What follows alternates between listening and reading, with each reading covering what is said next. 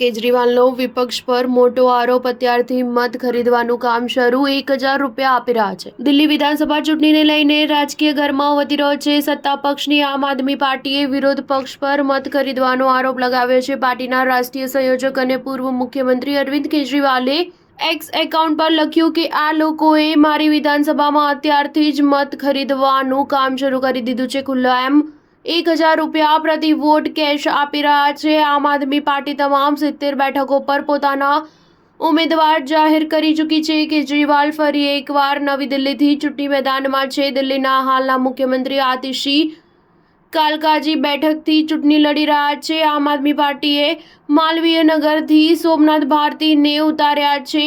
Greater કૈલાશથી મંત્રી સૌરભ ભારદ્વાજને ઉતાર્યા છે. બાબરપુરથી મંત્રી ગોપાલ રાય અને તિલકનગરથી જર્નેલ સિંહને મેદાનમાં ઉતાર્યા છે.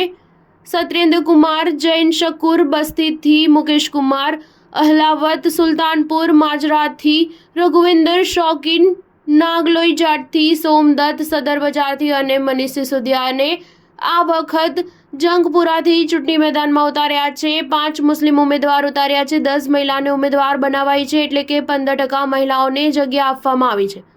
જ્યારે આમ આદમી પાર્ટી 70 બેઠક પર પોતાના ઉમેદવાર ઉતારી દીધા છે. પાર્ટીએ પહેલી યાદીમાં 11 બેઠકો પર ઉમેદવારનું એલાન કર્યું હતું. બીજી યાદીમાં 20 બેઠકો પર ઉમેદવારોના નામ જાહેર કર્યા.